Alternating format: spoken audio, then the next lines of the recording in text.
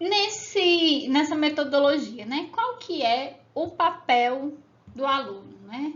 Quais são as funções dele, já que ele é o centro dessa metodologia, né? Então, a primeira coisa que a gente tem que ter em mente são as ações que o aluno deve ter para resolver esse problema. Então, ele deve ter a percepção de que precisa ler, de que precisa analisar as informações que ele vai levantar, que essas informações devem ser discutidas com todo o grupo dentro, né, do contexto do problema. Sempre essas informações devem ser vinculadas ao problema. Os alunos também precisam identificar quais são os objetivos de aprendizagem. Então, por exemplo, se você trabalha com um problema que envolve conceitos de acidez, o aluno deve identificar que é esse conceito que está embutido no problema. Não é o professor que deve dizer, olha, para resolver esse problema, você tem que estudar sobre a acidez dos compostos inorgânicos, né? Não, o aluno ele tem que ter essa percepção. Eles, em conjunto, nas suas discussões, devem identificar. Além disso, ele também deve ser capaz de identificar quais são as informações corretas que compõem o problema. E isso hoje é essencial. A gente tem um mundo de informações na internet, mas a gente sabe que nem todas essas informações elas são confiáveis.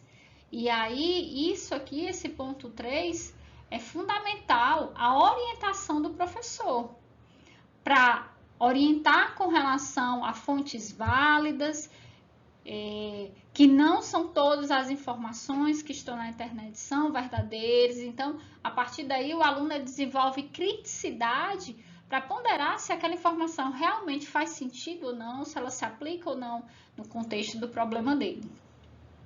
Além disso, é muito importante que o professor estimule o aluno a elaborar esquemas do problema, diagnósticos e esquemas de trabalho, ou seja, qual é a perspectiva do problema que ele tem, né? Qual é a situação desse problema naquele contexto? E os esquemas de trabalho, dividir as ações entre os membros do grupo.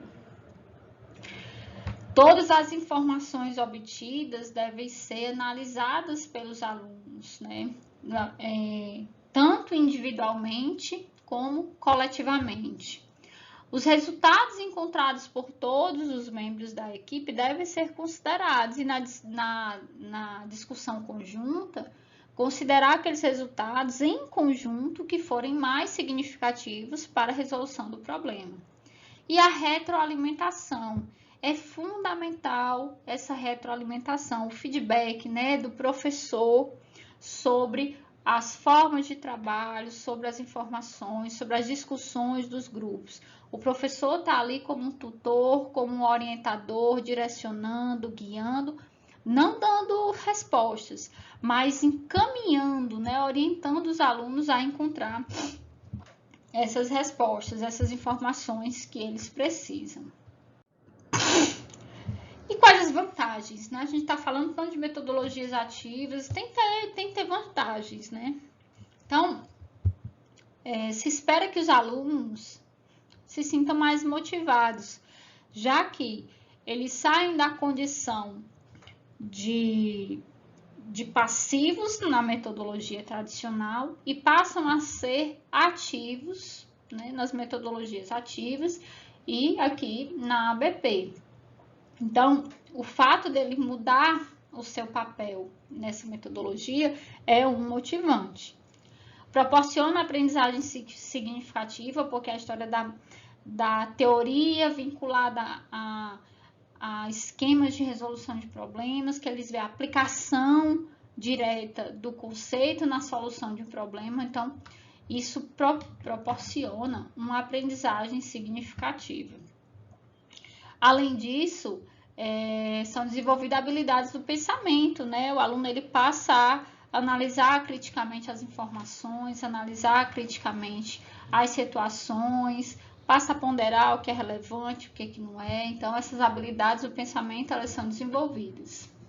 Também a gente tem os processos de aprendizagem sendo autorregulados, ou seja, é o aluno que regula a sua aprendizagem.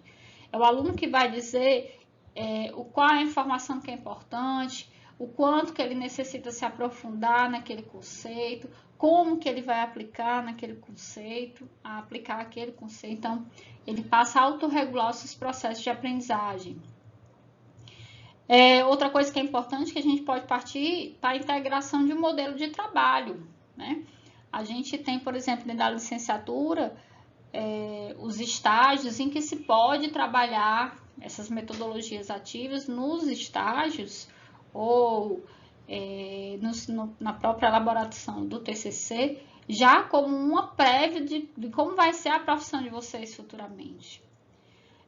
Outra coisa que ele também proporciona é como se tem um vínculo do conceito com a resolução de um problema prático, há uma maior retenção da informação, o que permite também a integração do conhecimento, né? Porque aí você elabora um problema usando conceitos de diferentes áreas, e aí esse conceito ele passa a ser mais integralizado com outras áreas e integral na sua dinâmica, né? Integral na sua totalidade. Bom, e o que a gente precisa para implementar essa ABP, né? Então, a gente precisa seguir algumas etapas e observar algumas coisas antes, durante e depois dessa implementação. Então, vamos começar com o antes, né? Então, a gente viu que a elaboração do problema é uma etapa-chave, é essencial. Então, esse problema ele tem que ter um objetivo claro dentro do conhecimento que a gente quer que o aluno aprenda, dentro do nível que esse aluno se encontra, ter claro quais são os objetivos de aprendizagem e, sobretudo, a gente pensar que deve partir do conhecimento do aluno. O outro ponto é que tem que estar muito claro quais são as regras do trabalho, quais são as características, as funções de cada aluno nos grupos, antes da implementação do problema. Então, essa elaboração prévia, ela é muito importante para que essa clareza não proporcione confusão nos alunos no processo da resolução do problema. Então, tudo antes tem que estar muito bem estabelecido, muito claro, né?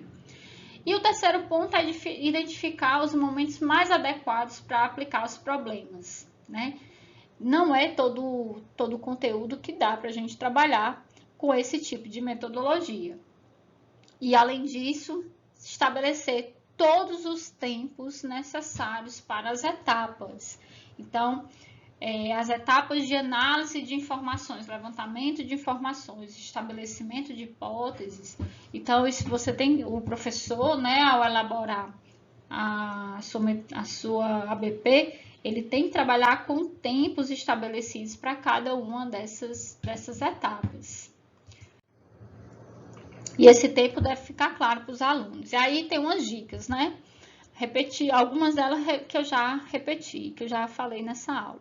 Então, a gente sempre utilizar assuntos de interesse, proporcionar momentos de discussão das hipóteses. É importante que o professor esteja nesse momento de discussões. Esse momento ele deve ser em sala de aula, com tempo suficiente para explorar o problema, apresentar diferentes pontos de vista. Inclusive, os alunos podem fazer outras perguntas que ajudam até elaborar novas hipóteses, outras possíveis hipóteses, evitar problemas complexos demais ou simples demais, e sempre o professor está lá para orientar e ajudar os grupos, jamais dar as respostas prontas e acabadas. E aí, durante o trabalho, o que acontece, né? O grupo, ele deve identificar quais são os pontos chaves do problema, quais são as temáticas que ele tem que estudar para poder resolver o problema, quais são os conceitos que serão necessários para a resolução desses problemas. Os grupos também devem formular as hipóteses e reconhecer quais são as informações necessárias para essas hipóteses, para confirmar essas hipóteses. E aí é importante que o professor estimule que os grupos elaborem uma lista de temas que podem ser estudados para fundamentar essas hipóteses. Não adianta eles estabelecerem, né, hipóteses, formularem, mas sem elas estarem devidamente fundamentadas. E aí, para isso, eles precisam saber quais os temas que devem abordar. E também cabe ao professor orientar sobre esses temas, né? Nessa lista que os alunos podem elaborar, pode ser que surja algum tema que não tenha relevância, que não tenha significância. E aí cabe ao professor o papel de orientador, né? De fazer com que os alunos identifiquem, né, qual a relação entre a importância daquele tema na resolução do problema. Então, será que realmente é necessário? Será que realmente aquele tema vai ajudar a resolver o problema? E aí, algumas dicas também para essa implementação, né? Que o problema deve ser apresentado previamente ou numa aula anterior ou no início da própria aula. Sempre fazer uma pequena exposição, o professor explicar bem a situação, explicar bem qual é o problema, para que os alunos tenham clareza daquilo que eles precisam resolver. E aí é importante que eles tenham esse problema em mãos, né? Ou na forma digital, ou na forma de papel, mas que eles possam consultar a qualquer momento o problema, né? Em qualquer momento que eles tenham dúvidas. É importante também que se estabeleça, isso pode ser muito bom na etapa de, depois de apresentar o problema, que os grupos começam a discutir as hipóteses para a resolução desse problema, realizar perguntas, né? Elaborar perguntas relacionadas a esse problema e que devem ser respondidas por outros grupos. Além do problema que tem, da pergunta-problema, os próprios grupos estabelecerem outras perguntas que podem ajudar na resolução daquele problema inicial. Cabe ao professor avaliar o progresso dos grupos em intervalos de tempos regulares, ou seja, não dá para deixar esses grupos soltos.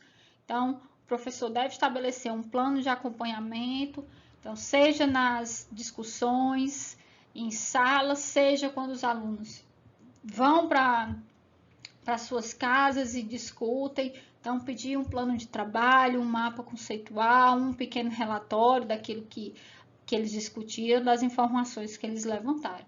E sempre reservar tempo para discussão conjunta. É importante que, principalmente as discussões iniciais, sejam realizadas em sala e que o professor esteja presente para participar dessas discussões no sentido de orientar, no sentido de direcionar as discussões desses alunos. Bom, e depois que se implementa que se apresenta o problema, o que se faz, né? Quais são os papéis? Então, os alunos eles precisam identificar os temas a estudar, os objetivos de aprendizagem e estabelecer uma lista de tarefas, ou seja, o que cada aluno deve fazer, qual é a função de cada um na resolução desse problema. Além disso, eles devem, dentro dessa lista de temas, né, dessa identificação dos temas, devem ter temas que sejam de estudos grupal e de estudo individual. Então, o que cada aluno vai trazer de contribuição dentro do seu estudo individual e o que é de conhecimento grupal. Além disso, dividir todas as tarefas e funções de cada membro do grupo. Quem vai ser o líder, quem que vai recolher as informações, se tiver alguma parte procedimental a fazer, quem que vai fazer, quem que vai descrever, né? Então, todas essas funções, elas devem ser elaboradas, divididas entre os membros do grupo. E aí, nessa etapa, várias estratégias podem ser realizadas, né? Então, para acompanhamento, né? Então, o professor pode pedir a elaboração de mapas conceituais pelos alunos, né? Com as informações que eles obtiveram. ou há uma tabela com a relação entre os conceitos que eles conseguiram identificar, que eles conseguiram levantar. Ainda podem elaborar resumos sobre os pontos discutidos, né, os temas que eles julgaram interessante de serem discutidos no problema. O professor também deve identificar se todos os membros do grupo realmente estão participando, se eles concordam com as informações, se eles compreendem as informações e se elas têm relação com os objetivos da atividade. Isso é muito importante. Então, por isso que essas discussões, elas precisam, né, ocorrer, se não todas, que eu acho difícil, mas pelo menos as iniciais, na presença do professor. E aí, os alunos devem expor as suas hipóteses, apresentar seus resultados, seja de forma oral ou seja de forma escrita. Então, é importante que tenha essa interação e que o trabalho grupal ele seja construído conjuntamente. O que mais que a gente tem, né? Avaliação. Então, como é que a gente avalia todo esse processo? Como é que dá para fazer uma avaliação normal, escrita, papel e lápis, de prova tradicional? Não faz muito sentido você ter uma metodologia ativa e aplicar uma avaliação tradicional, né? Então, a sua análise, a sua avaliação, ela deve ser coerente com a sua metodologia. E aí, você pode pedir a exposição oral dos resultados, ou, dependendo do problema que você tiver, a confecção de vídeos, mas de forma que você consiga perceber que os resultados apresentados, eles estão coerentes com as aprendizagens dos conteúdos. É importante avaliar os objetivos de aprendizagem que você estabeleceu ao início, quando iniciou a resolução do problema, que eles sejam de acordo com os conteúdos, né? Então, sua avaliação tem que ser uma avaliação de conteúdo também, mas não tradicional. Observar as participações e contribuições dos membros do grupo com relação ao trabalho. Então, em que medida todo mundo participou, em que medida todo mundo colaborou, qual o conhecimento que cada um conseguiu obter a partir dessa estratégia. Também deve fazer uma avaliação de acordo com as interações pessoais, e isso é muito importante, porque muitas vezes a gente leva em consideração somente os conceituais, as habilidades conceituais, né? Mas aqui a gente tem as atitudinais, a gente tem habilidades de interações pessoais, interpessoais, com os colegas, com os alunos, se são respeitosos, se eles confiam uns nos outros. Então, se há cordialidade, então são habilidades, são competências atitudinais que devem ser levadas em consideração também, já que é um trabalho colaborativo. É importante também que se estimule a autoavaliação, os alunos próprios se avaliem, avaliem os demais colegas e avaliem também o processo, né? Essa retroalimentação, né, do processo, ele deve acontecer tanto do professor para com os alunos, mas também o contrário, os alunos poderem se sentir à vontade de dizer se aquele processo ele de fato conseguiu chegar, conseguiu atingir o objetivo, quais foram as impressões que os alunos tiveram na realização desse processo. Bom, essas foram algumas das referências que eu utilizei e eu depois vou passar umas outras para vocês.